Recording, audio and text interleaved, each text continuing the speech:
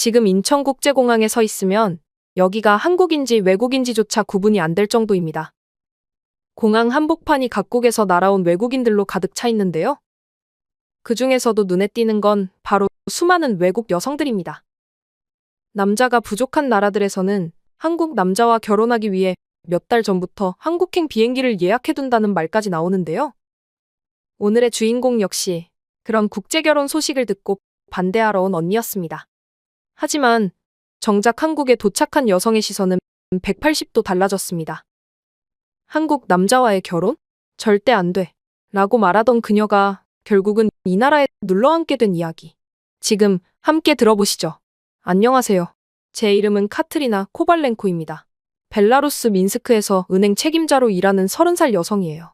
사람들은 저를 너무 실용적이고 현실적이라고 말하곤 합니다. 틀린 말은 아니죠. 10년 전 아버지를 여의고 병약한 어머니와 여동생을 돌보게 되면서 저는 꿈보다는 책임을, 모험보다는 안정을 선택해왔으니까요. 제 인생의 모든 결정은 항상 가족을 위한 것이었습니다. 그리고 지금 제가 전해드릴 이 사건으로 제 인생이 완전히 바꿔왔어요. 끝까지 잘 들어주세요. 민스크의 겨울은 항상 너무 길었어요. 창밖으로 내리는 눈을 바라보며 은행 업무를 마무리하는 저녁 시간, 제 책상 위 컴퓨터에서 알리나의 영상통화 요청이 울렸습니다. 동생의 밝은 미소는 언제나 저를 기쁘게 했지만 오늘은 그 미소가 평소보다 더 환하게 빛나고 있었어요. 언니, 정말 중요한 얘기가 있어. 알리나가 화면 너머로 흥분된 목소리로 외쳤습니다. 저는 커피 한 모금을 마시며 미소 지었어요. 무슨 일인데 그렇게 신나 보이니? 승진이라도 했어? 화면 속 알리나는 잠시 침묵하더니 깊게 숨을 들이마셨습니다. 나 결혼하려고. 준호 씨랑 결혼하기로 했어. 그 순간 제 손에서 커피잔이 미끄러져 책상 위에 쏟아졌어요. 당황하여 재빨리 휴지로 닦아내며 제 귀를 의심했습니다. 뭐라고? 결혼이라고. 그 사람 만난 지 8개월밖에 안 됐잖아. 알리나의 눈은 결심이 확고해 보였습니다. 언니, 나도 알아. 짧다는 거. 하지만 준호 씨는 내가 만난 남자들 중 가장 진실되고 다정한 사람이야. 가족들도 나를 딸처럼 대해준다고. 머릿속이 복잡해졌어요. 동생이 한국으로 교환학생을 떠난 지도 벌써 3년. 학교도 마치고 그곳에서 취직까지 해서 정착한다고 했을 때 겨우 승낙했었는데 남자친구가 생겼다는 소식은 들었을 때도 아직 어린이 사랑을 배울 때지라며 쉽게 생각했는데 결혼이라니요. 너무 갑작스러웠습니다. 알리나, 성급한 결정 아닐까? 그 사람에 대해 얼마나 알고 있니? 한국은 우리와 문화도 다르고. 동생의 얼굴이 굳어졌어요. 언니, 아직 내가 어린애라고 생각해? 준호 씨 가족은 정말 좋은 분들이야. 날 진심으로 존중해주고 한국어를 배우는 것도 도와주시고 오히려 벨라루스 남자들보다 훨씬 가정적이고 책임감 있어. 제 머릿속에는 친구 마샤의 얼굴이 떠올랐습니다. 마샤는 2년 전 국제결혼 사이트를 통해 만난 이탈리아 남자와 결혼했어요. 처음에는 꿈 같은 이야기였죠. 유럽의 부유한 나라로 가서 새 삶을 시작한다는 행복한 소식. 하지만 결혼 6개월 만에 그녀는 완전히 다른 모습으로 돌아왔습니다. 남편은 가정폭력을 일삼았고 그녀를 단순히 동유럽에서 데려온 예쁜 전시품처럼 대했다고 했어요. 이혼 후 마샤는 우울증에 시달렸고 지금도 정신과 치료를 받고 있습니다. 알리나, 내가 마샤 이야기했었지? 그녀가 얼마나 고통받았는지 기억해? 국제결혼은 생각보다 위험할 수 있어. 동생은 한숨을 쉬었어요. 언니, 모든 국제결혼이 마샤처럼 되는 건 아니잖아. 그건 그 남자가 나쁜 사람이었던 거고 준호 씨는 달라. 그리고 한국에서는 많은 벨라루스 여성들이 행복하게 살고 있단 말이야. 제 마음속 불안함은 커져만 갔습니다. 벨라루스에서는 결혼 정년기 여성 대비 남성의 수가 현저히 적었어요. 많은 남성들이 직업을 찾아 해외로 떠났고 남아있는 남성들 중에서도 알코올 중독이나 실업 문제로 고통받는 이들이 많았죠. 이런 상황에서 우리 같은 동유럽 여성들은 종종 국제결혼 시장의 상품처럼 취급받았습니다. 알리나, 제발 조금만 더 생각해봐. 결혼은 인생을 바꾸는 중대한 결정이야. 준호라는 사람이 정말 좋은 사람인지, 내가 한국에서 영원히 살 수 있을지 그런 것들을. 알리나의 눈에서 눈물이 맺혔어요. 언니가 이해해줄 줄 알았는데 항상 내 선택을 응원해줬잖아. 지금은 왜 내 행복을 막아? 감정이 격해지면서 대화는 점점 더 날카로워졌습니다. 저는 동생의 행복을 위한다고 생각했지만 알리나는 제가 그녀의 삶을 통제하려 한다고 느꼈어요. 알리나, 내가 널 통제하려는 게 아니야. 단지 걱정되는 거지. 우리나라에서 얼마나 많은 여성들이 더 나은 삶을 찾아 외국으로 갔다가 상처받고 돌아오는지 봐왔잖아. 언니, 상황이 완전 다르다니까. 그리고 준호 씨도 그런 사람이 아니야. 왜 날 믿어주지 않는 거야? 격한 말다툼 끝에 알리나는 결국 눈물을 흘리며 통화를 끊어버렸습니다. 저는 깊은 한숨을 내쉬며 머리를 감싸 쥐었어요. 그런 강경한 태도가 제가 취할 수 있는 최선이었을까요? 동생은 항상 제 기둥이었고 제가 보호해야 할 소중한 존재였습니다. 그날 밤 집에 돌아와 저녁 식사를 준비하던 중 어머니의 방에서 비명 소리가 들렸어요. 달려가 보니 어머니가 가슴을 부여잡고 바닥에 쓰러져 계셨습니다. 심장 발작이었어요. 구급차를 부르고 병원으로 달려가는 그 시간이 제 인생에서 가장 길고 무서운 시간으로 느껴졌습니다. 다행히 병원에 도착한 후 어머니의 상태는 안정을 찾았어요. 하얀 병실에서 산소 마스크를 쓴 어머니의 모습은 제 가슴을 찢어놓았습니다. 아버지가 돌아가신 후 10년간 저와 알리나는 어머니를 위해 살아왔어요. 저는 대학 진학의 꿈을 포기하고 은행에 취직했고 알리나의 교육을 위해 매일 밤낮으로 일했습니다. 간호사가 나가고 병실에 단둘이 남았을 때 어머니가 약한 목소리로 말씀하셨어요. 카트리나, 너희 둘이 다투는 소리를 듣고 너무 마음이 아팠단다. 충격을 받았습니다. 어머니, 제 탓이에요. 제가 어머니를 이렇게 만든 건가요? 어머니는 천천히 고개를 저었어요. 아니다, 내 탓이지. 내가 너희에게 너무 많은 부담을 줬어. 특히 너에게. 가장 역할까지 하게 만들었으니. 눈물이 제 볼을 타고 흘러내렸습니다. 어머니, 말씀하지 마세요. 저는 우리 가족을 위해 제가 할 수 있는 일을 한 것뿐이에요. 어머니의 창백한 손이 제 손을 꼭 쥐었어요. 카트리나, 알리나의 결혼 소식. 내가 들었단다. 너가 걱정하는 이유를 알아. 하지만 가끔은 직접 보고 판단하는 게 좋을 때도 있어. 어머니의 말씀에 저는 깊이 생각했습니다. 제 동생을 향한 사랑과 보호 본능이 오히려 그녀의 행복을 방해하는 건 아닐까요? 그리고 전화로 들은 이야기만으로 판단하기엔 한국은 너무 먼 나라였어요. 어쩌면 제가 직접 가봐야 할지도 모르겠어요. 어머니의 눈이 조금 밝아졌습니다. 그게 좋겠구나. 항상 여기서 우리를 위해 희생해왔으니 이번엔 동생을 위해 또 자신을 위해 새로운 경험을 해보는 건 어떨까 생각해. 병원에서 이틀을 더 머문 후 어머니의 상태가 안정되었어요. 집으로 모셔와 요양을 시작했고 저는 은행에 휴가를 신청했습니다. 직장 동료 마리나가 제가 없는 동안 어머니를 돌봐주기로 했어요. 12년 만에 처음으로 가족 곁을 떠나는 것이었습니다.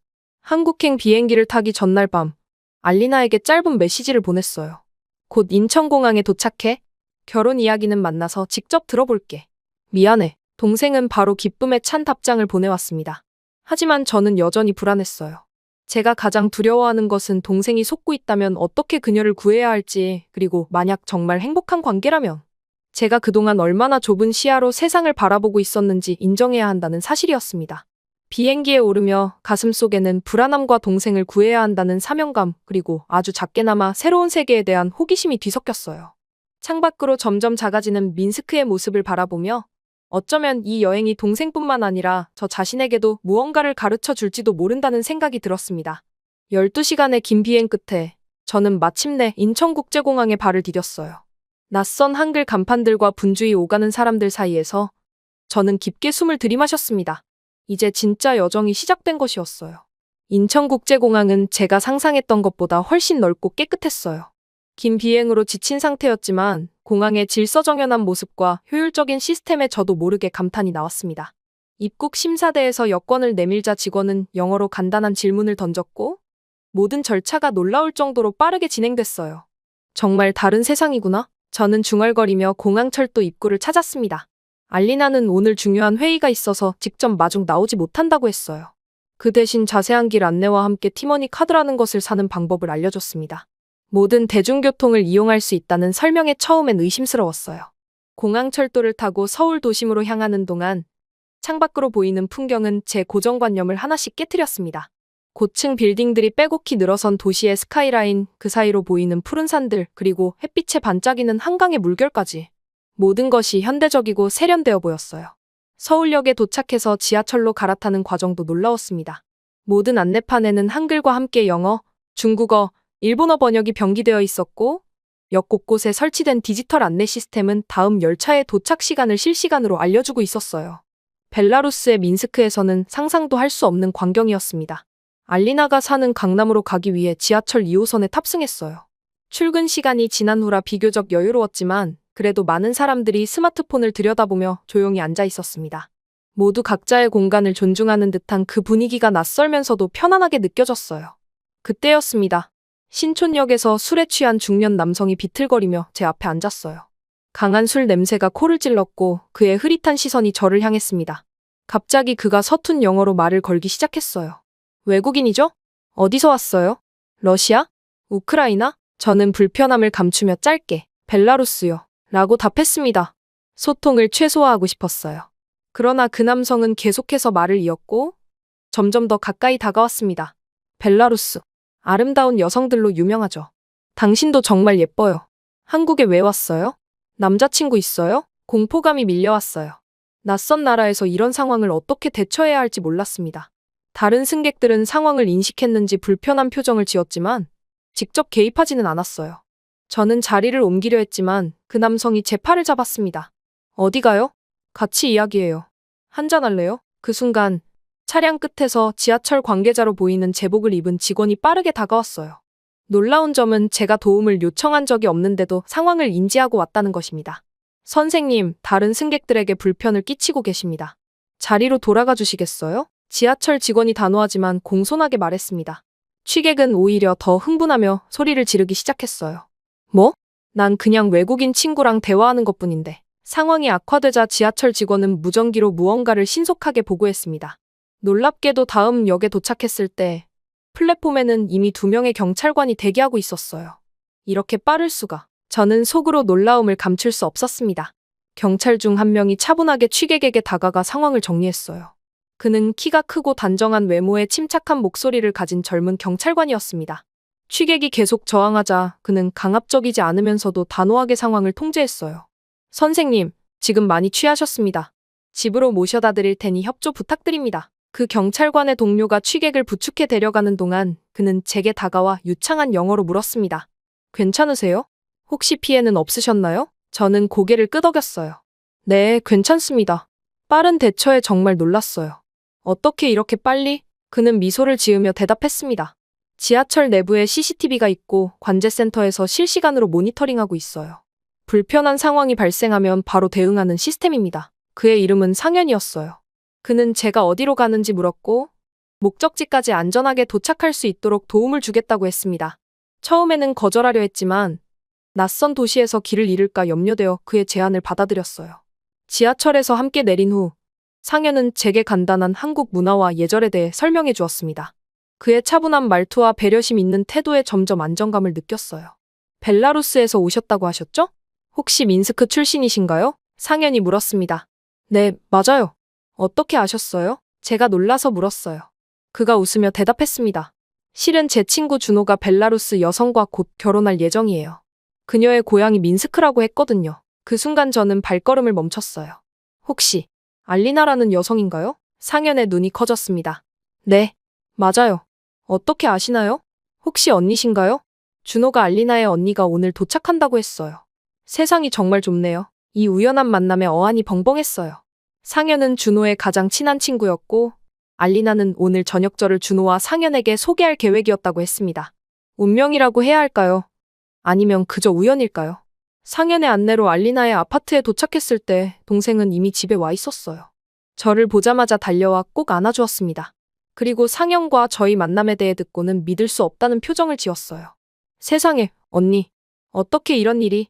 내가 소개해주려고 했는데 이렇게 먼저 만나다니. 알리나의 목소리에는 기쁨과 놀라움이 가득했습니다. 얼마 후 준호가 도착했어요. 그는 제가 상상했던 것보다 훨씬 더 젊고 선한 인상을 가진 청년이었습니다. 정중하게 인사하며 제 손을 잡았을 때 그의 진심 어린 미소에 저도 모르게 경계심이 조금 누그러들었어요. 카트리나 씨, 정말 만나 뵙게 되어 기쁩니다. 알리나가 언니 이야기를 정말 많이 했어요. 오늘 저녁 우리 부모님 댁에서 식사하기로 했는데 괜찮으실까요? 저는 잠시 망설였지만 결국 동의했습니다. 이왕 여기까지 온 이상 준호의 가족을 만나보는 것이 제 여행의 목적이기도 했으니까요. 준호의 가족은 강남의 아파트에 살고 있었어요. 현관문을 열자마자 따뜻한 환영과 맛있는 음식 냄새가 저를 맞이했습니다. 준호의 어머니는 알리나에게 마치 친딸처럼 다정하게 대했고 저에게도 정성어린 관심을 보여주셨어요. 식탁에는 각종 한국 전통 음식들이 가득했습니다. 불고기, 잡채, 김치, 된장찌개. 처음 보는 음식들이었지만 하나하나 맛보면서 새로운 맛에 세계에 빠져들었어요. 특히 준호의 어머니가 직접 담그셨다는 김치의 맛은 놀라웠습니다. 저녁 식사 중에 준호의 아버지가 조심스럽게 말을 꺼냈어요. 카트리나 씨, 걱정하는 마음으로 오셨을 텐데 우리는 알리나를 진심으로 가족으로 생각하고 있습니다. 준호도 책임감 있는 아이니 믿어주셨으면 합니다. 그 말에 저는 잠시 숟가락을 내려놓고 그들의 얼굴을 하나하나 살펴보았어요. 거짓이나 가식이 아닌 진심이 느껴졌습니다. 마음의 한구석에 있던 의심이 조금씩 녹아내리는 느낌이었어요. 식사 후 우리는 근처 한강공원으로 산책을 나갔습니다. 밤 10시가 넘은 시간이었지만 공원에는 여전히 많은 사람들이 운동을 하거나 담소를 나누고 있었어요. 이런 늦은 시간에도 여성들이 혼자 걷고 있는 모습이 특히 인상적이었습니다. 벨라루스에서는 이런 시간에 여성이 혼자 돌아다니기 위험해요. 제가 말했어요. 준호가 고개를 끄덕였습니다. 한국도 완벽하진 않지만 치안은 세계적으로 안전한 편이에요. 특히 서울은요. 밤하늘 아래 반짝이는 한강의 야경을 보며 저는 점점 더 혼란스러워졌어요. 이곳은 제가 예상했던 곳과는 전혀 달랐습니다. 효율적인 대중교통, 깨끗한 거리, 안전한 환경, 그리고 무엇보다 알리나를 진심으로 아끼는 준호와 그의 가족들. 하지만 여전히 한 가지 의문이 남아있었어요. 정말 동생을 이 낯선 나라에 영원히 두고 가야 한다는 생각에 마음 한구석이 불편했습니다. 벨라루스의 어머니, 우리의 고향, 그리고 알리나와 함께한 모든 추억들. 그것들을 모두 뒤로하고 새로운 삶을 시작한다는 것은 쉬운 결정이 아니었어요. 호텔로 돌아가는 길, 근무를 마친 상현이 저를 찾아와 같이 길을 걸어주었습니다. 그는 마치 오랜 친구처럼 편안하게 이야기를 나눴어요. 첫인상과 달리 한국이 마음에 드셨나요? 그가 물었습니다. 저는 솔직하게 대답했어요. 예상했던 것보다 훨씬 좋네요. 하지만 아직 완전히 마음이 놓이지는 않아요. 상현은 이해한다는 듯 미소 지었습니다. 당연해요. 가족에 대한 걱정이니까요. 제가 며칠 동안 서울 구경을 도와드릴게요. 그러면 조금 더 한국에 대해 알게 되실 거예요. 호텔 로비에서 헤어지며 저는 오늘 하루 동안의 경험을 곱씹어 보았어요. 한국은 분명 제가 알던 세계와는 다른 곳이었습니다. 그리고 이곳에서의 며칠이 저와 알리나의 인생을 어떻게 바꿔놓을지 그때는 전혀 예상하지 못했어요. 한국에 온 지 일주일이 지나자 저는 점점 이곳의 리듬에 적응하기 시작했어요. 알리나의 아파트에서 지내며 그녀의 일상을 가까이서 보게 되었습니다. 매일 아침 출근하는 동생의 모습은 활기차고 자신감에 차 있었어요. 한국어로 동료들과 전화 통화하는 모습도 놀라웠습니다. 제가 알던 내성적이고 조용했던 동생은 온데간데없고 이곳에서 완전히 새로운 사람으로 변해 있었어요. 언니, 오늘은 상현 오빠가 덕수궁과 경복궁을 구경시켜준대. 어제 연락이 왔어. 아침 식사를 하며 알리나가 말했습니다. 상현의 이름을 들으니 이상하게 가슴이 두근거렸어요. 지하철에서 처음 만난 후 그는 종종 우리를 찾아와 서울의 이곳저곳을 안내해 주었습니다. 그의 지적인 대화와 배려심 깊은 태도는 매번 저를 감동시켰어요. 경찰이라는 직업에 맞게 책임감이 강했지만 동시에 부드러운 유머 감각도 가지고 있었습니다. 약속 시간에 상현이 도착했을 때 저는 이미 준비를 마치고 기다리고 있었어요. 그는 오늘 휴일이라 평소에 제복 대신 단정한 캐주얼 옷차림이었습니다. 저도 모르게 그의 모습을 유심히 살펴보고 있는 제 자신을 발견했어요. 오늘은 한국의 역사를 느껴보실 수 있을 거예요. 상현이 미소 지으며 말했습니다. 덕수궁은 현대적인 서울 도심 한가운데 자리한 고풍스러운 궁궐이었어요. 알록달록한 단청과 정교한 목조 건물들이 도시의 고층 빌딩들과 묘한 대비를 이루고 있었습니다. 상현은 궁궐의 역사와 한국 왕조에 대해 상세히 설명해 주었어요. 이곳은 대한제국의 마지막 황제가 살았던 곳이에요. 조선이 일본에 강제 병합되기 전에 슬픈 역사가 담겨 있죠. 그의 설명은 단순한 관광 가이드의 것이 아니라 자국의 역사에 대한 깊은 애정과 이해가 담겨 있었습니다. 그 모습을 보며 저는 우리 벨라루스의 역사에 대해 얼마나 알고 있는지 문득 생각하게 됐어요. 어쩌면 저는 살아남기 위한 현실적인 문제들에만 너무 집중한 나머지 제 나라의 풍부한 문화와 역사를 제대로 알지 못했던 것 아닐까요? 점심으로 근처 전통 찻집에서 차와 한과를 맛보았습니다. 은은한 차 향기와 함께 나누는 대화는 어느새 깊어졌어요.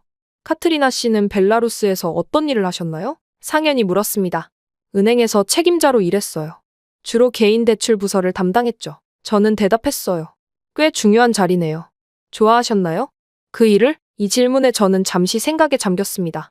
제 일을 좋아했는지 불현듯 깨달았어요. 저는 그 질문을 스스로에게 한 번도 해본 적이 없다는 것을요. 아버지가 돌아가신 후 가족을 부양하기 위해 어쩔 수 없이 취직한 일이었고 그저 책임감으로 해왔던 것이었습니다. 글쎄요. 좋아했다기보다는 해야만 했던 일이었던 것 같아요. 솔직하게 대답했어요. 상현의 눈빛이 따뜻해졌습니다. 원래 꿈꾸던 일은 무엇이었나요? 의사가 되고 싶었어요. 말하면서도 제 목소리가 흔들렸습니다. 아버지가 돌아가시기 전 의대 진학을 준비하고 있었죠. 하지만 현실은 달랐어요. 그 순간 제 안에 오랫동안 억눌러왔던 감정이 솟구쳤어요. 저는 제 꿈을 위해 살아본 적이 없었습니다. 늘 가족을 위한 선택, 타인을 위한 희생만 해왔던 거죠. 그것이 제 삶의 전부였어요. 경복궁으로 이동하는 버스 안에서 상현은 자신의 이야기를 들려주었습니다. 그는 원래 작가가 되고 싶었지만 가족의 권유로 경찰이 되었다고 했어요. 하지만 그는 여전히 글을 쓰고 있었고 언젠가 소설을 출판하는 꿈을 포기하지 않았다고 했습니다.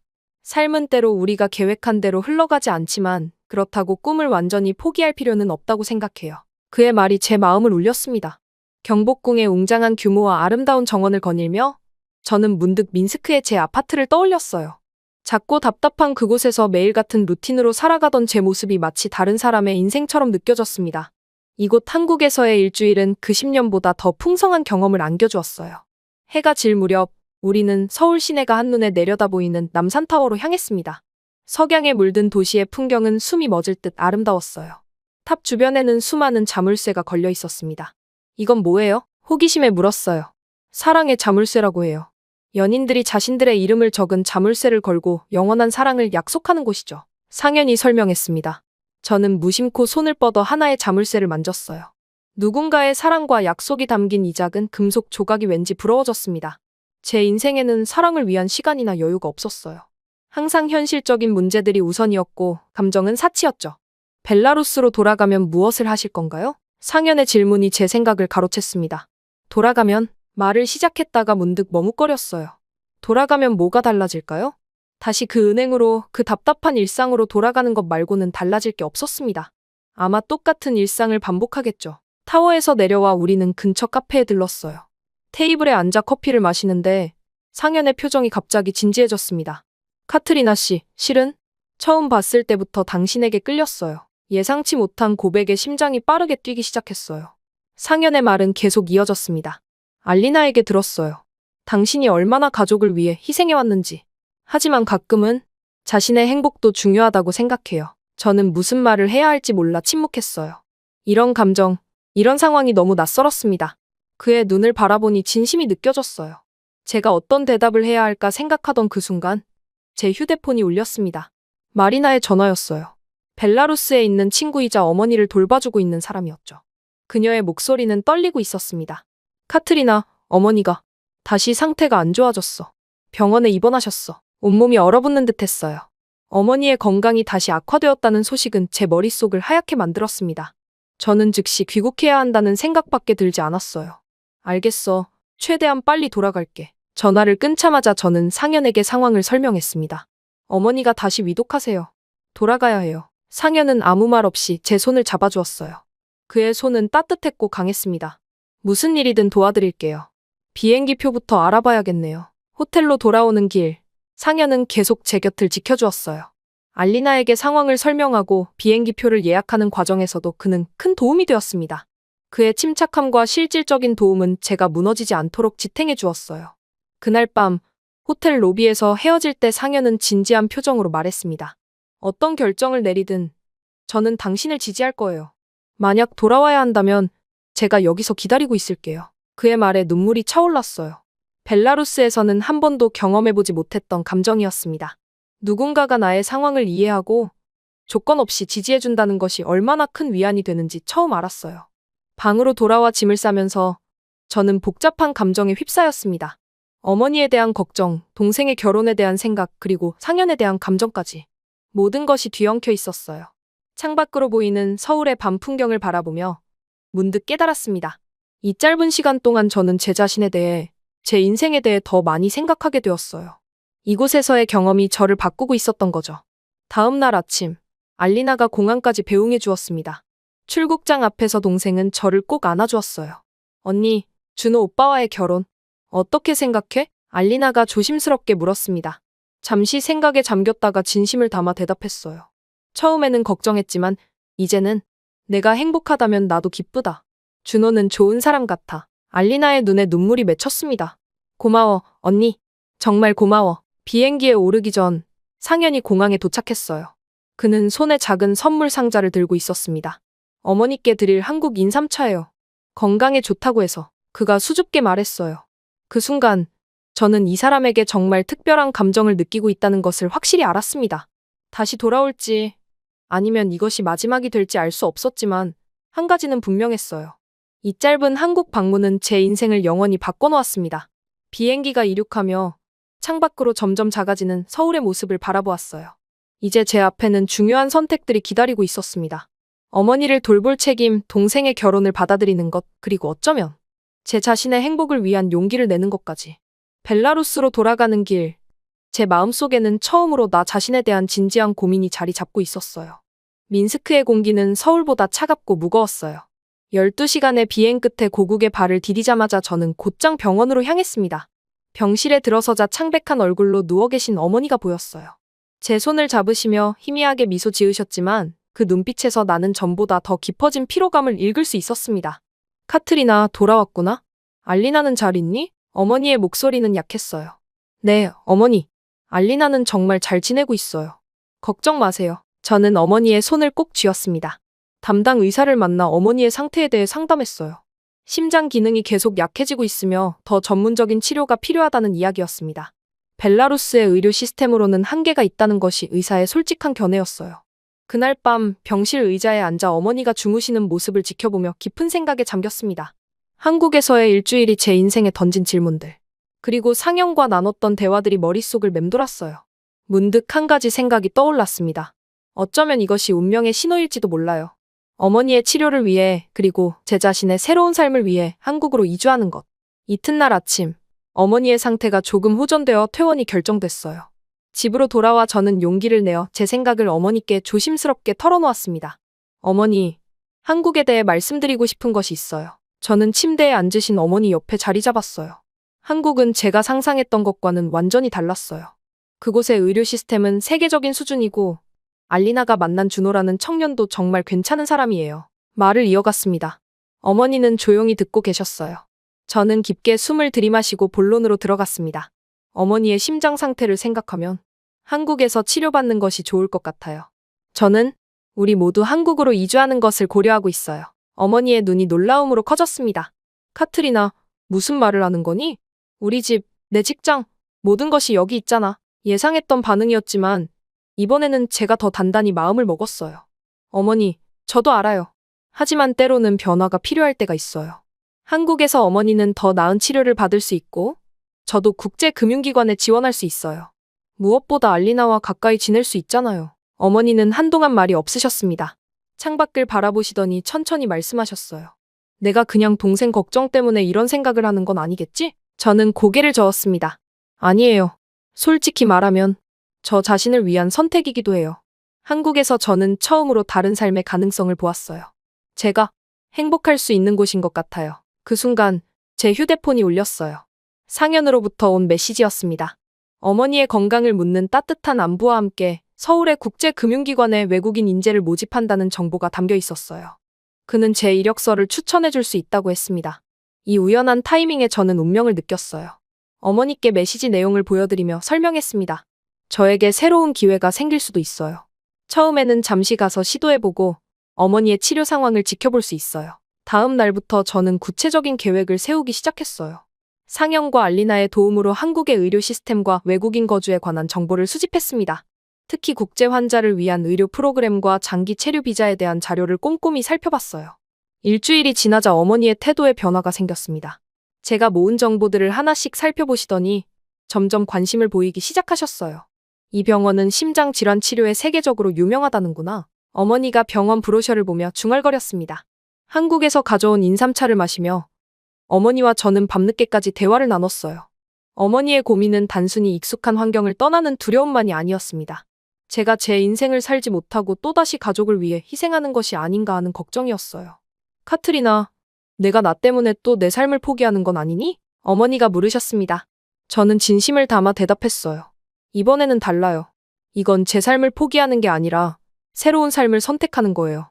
그리고 어쩌면 저에게 소중한 사람도 그곳에 있을지도 모르고요. 어머니의 눈에 이해의 빛이 스쳤습니다. 그 경찰관 말이구나. 상현이라고 했던가? 얼굴이 붉어지는 것을 느끼며 고개를 끄덕였어요. 어머니는 오랜만에 환하게 웃으셨습니다. 그럼 한번 시도해보자. 내가 행복하다면 나도 행복할 거야. 그렇게 결정을 내리고 나니 모든 일이 빠르게 진행되었어요. 저는 은행에 사직서를 제출하고 집을 정리했습니다. 상현이 추천해준 국제금융기관에 이력서를 보냈고 놀랍게도 화상 인터뷰 기회를 얻었어요. 벨라루스와 동유럽 시장에 대한 제 경험이 그들에게 가치 있게 평가되었다는 것이었습니다. 인터뷰 날 저는 긴장된 마음으로 노트북 앞에 앉았어요. 생소한 영어로 진행된 면접이었지만 한국에 대한 제 이해와 열정을 진심으로 전달하려 노력했습니다. 그리고 2주 후 기쁜 소식이 도착했어요. 서울 지점의 동유럽 담당 매니저로 채용되었다는 연락이었습니다. 어머니와 함께 한국으로 떠나기 전날 밤 알리나와 영상통화를 했어요. 동생은 너무 기뻐하며 눈물을 글썽였습니다. 언니, 정말 믿을 수 없어. 우리가 다시 함께 살게 될 줄이야. 알리나의 얼굴에는 행복한 미소가 가득했어요. 그래, 이제 내 결혼식 준비도 직접 도울 수 있겠구나? 제가 말했습니다. 비행기에 오르던 날, 저는 민스크를 떠나는 것에 대한 슬픔보다는 새로운 시작에 대한 기대감이 더 컸어요. 어머니의 손을 꼭 잡고 창밖을 바라보며 이 결정이 제 인생의 전환점이 될 것임을 느꼈습니다. 서울에 도착했을 때 알리나와 준호 그리고 상현이 공항에서 우리를 기다리고 있었어요. 상현과 재회하는 순간 제 심장은 마치 처음 만났을 때처럼 빠르게 뛰었습니다. 그의 따뜻한 미소가 저를 반겨주었어요. 어머니의 치료는 바로 시작되었습니다. 서울의 대학병원에서 세계적인 심장 전문의들이 어머니를 맡아주셨어요. 처음에는 낯선 환경과 언어로 인한 불안함이 있었지만 병원의 국제환자지원센터에서 러시아어 통역사를 제공해 주어 큰 도움이 되었습니다. 놀랍게도 어머니는 한국 생활에 저보다 더 빨리 적응하셨어요. 병원 근처 공원에서 만난 러시아어를 구사하는 한국인 노인들과 친구가 되어 매일 아침 체조를 함께 하셨습니다. 의사들도 어머니의 상태가 예상보다 빠르게 호전되고 있다며 기뻐했어요. 저 역시 새 직장에서의 생활에 점차 적응해 갔습니다. 처음에는 언어와 문화적 차이로 어려움도 있었지만 동료들의 배려와 제 자신의 노력으로 하나씩 극복해 나갔어요. 특히 벨라루스와 동유럽 국가들과의 금융거래를 담당하면서 제 경험과 지식이 실제로 가치 있게 활용되는 것을 느꼈습니다. 상현과의 관계도 자연스럽게 깊어졌어요. 주말마다 서울에 숨겨진 명소들을 함께 탐험하고 때로는 그의 글을 함께 읽으며 시간을 보냈습니다. 그는 제게 한국어를 가르쳐 주었고 저는 그에게 러시아어 몇 마디를 알려주었어요. 서로의 문화와 언어를 배우는 과정에서 우리의 마음은 더욱 가까워졌습니다. 한국 생활 6개월 차, 알리나와 준호의 결혼식이 열렸어요. 한국 전통 혼례와 서양식 결혼식을 접목한 아름다운 의식이었습니다. 어머니와 저는 앞자리에 앉아 행복한 신부의 모습을 지켜봤어요. 알리나가 한복을 입고 우아하게 걸어오는 모습은 마치 동화 속 공주 같았습니다. 내 동생이 정말 아름답구나? 어머니가 눈물을 글썽이며 말씀하셨어요. 어머니의 건강이 크게 회복된 모습을 보며 저는 이 결정이 옳았음을 다시 한번 확신했습니다. 결혼식장을 둘러보니 이제 이곳이 우리의 새로운 가족이 된 사람들로 가득했어요. 준호의 부모님, 친구들 그리고 상현까지. 불과 몇 개월 전까지만 해도 상상도 못했던 새로운 인연들이었습니다. 피로연 중에 상현이 조용히 제 곁으로 다가왔어요. 그는 제 손을 살며시 잡고 정원으로 이끌었습니다. 밤하늘의 별들 아래 그는 제게 작은 상자를 내밀었어요. 이건 상자를 열어보니 아름다운 반지가 있었습니다. 아직 프로포즈는 아니에요. 그저 약속입니다. 당신과 함께 더 많은 시간을 보내고 싶다는 상현의 목소리는 따뜻했어요. 저는 감동의 말을 잇지 못했습니다. 이 낯선 나라에서 저는 예상치 못한 선물들을 받았어요. 어머니의 건강, 동생의 행복, 그리고 제 자신의 새로운 삶과 사랑까지. 반지를 손가락에 끼우며 처음으로 느꼈습니다. 제 자신의 행복을 선택하는 것이 가족 모두에게 축복이 될 수 있다는 것을요. 더 이상 희생만이 사랑의 표현이 아니라 자신의 행복을 찾아가는 용기 또한 사랑의 다른 형태일 수 있다는 깨달음이었습니다.